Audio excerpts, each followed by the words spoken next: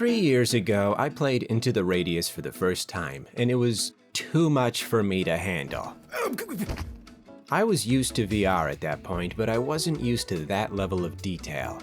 Every bullet has to be placed into each magazine manually, every weapon has to be loaded properly, every can of pineapple has to be eaten specifically. It's not exactly the status quo. On my first attempt, I felt unprepared and unaware of what was required of me.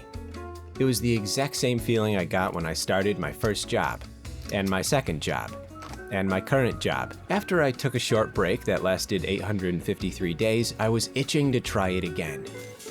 That's the good stuff. And it was the best decision of my life. Most games, for me, fall into one of four categories.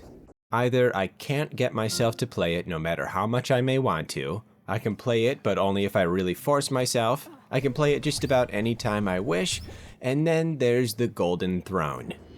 The games that I simply cannot put down without an intervention from a government agency. This was where Into the Radius lived for 7 weeks, and with good reason. For standard games, if I'm temporarily addicted, it means more time on my computer or PlayStation, and maybe I have to keep a controller charged.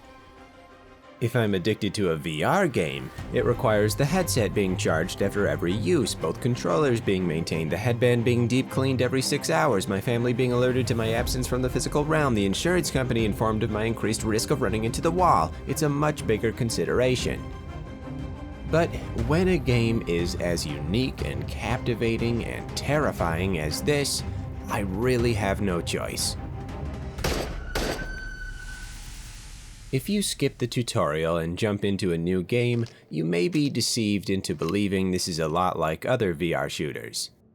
You've got your weapons, your headquarters, your shooting range, but once you leave, you won't be the same. The atmosphere inside the Radius is unparalleled. Each of the many locations you can reach have mind-bending details in all directions. At first, you won't have nearly enough weapons, gadgets, or ammo, but as soon as you start collecting enough supplies to instill you with confidence, that's precisely when you'll run face first into a new, beautiful nightmare. What is this? What is that? Show yourself, coward. One of my favorite discoveries in this game is not a creature or a feature, it's the music. Now, most of the time, you're swayed by dark, brooding ambiance that puts you into the headspace of an apparition that's been dead for 5 centuries, but now and then, you find an actual source of diegetic music. When I first stumbled upon one of these tapes, I thought I was going to hear some of the biggest hits of 1987, and boy was I right. Almost too mainstream for me. In this alternate reality, there are more questions than answers. Even back at your headquarters, you're not exactly sure what the arrangement is. Are you one of hundreds of explorers? Are you the only one left? When will your contract be up? Will you ever get to see grass again? Has your DNA been mutated? Can you get vacation days to visit your sister in Tampa? How do you fill out the timesheets at the end of every week? Do you need any special training to handle the grenade launcher? Can you use the Radius as a reference on your next job application? Why are my eyes bleeding? And most of the time, these will go unanswered. But the sheer power of curiosity pushes you further and further until you're positive there's nothing more that could surprise you.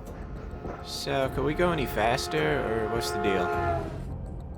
But forget about the incredible lore, forget about the awesome monsters, forget about the fact that your flashlight actually bounces light off of surfaces in a realistic way. The gameplay is just golly gee goodness gracious downright great.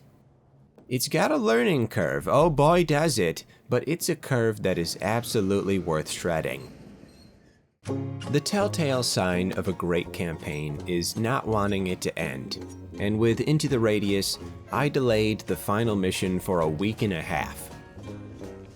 There's always something to do, always a new mission to take on, a new weapon to try out, a new mystery to unravel. I felt like I stopped right at the last chapter of a book and resorted to writing fan fiction instead. For those unaware, books are internet words but on a tree. It would be hyperbolic to say that Into the Radius changed my life, but it would also be true. I don't usually have motion sickness or vertigo inside VR, but after a 2-hour session with this game, the real world felt wrong. I could spin a dozen more stories about how good it is, but that would be a disservice to the truth. There is an enormous drawback to Into the Radius.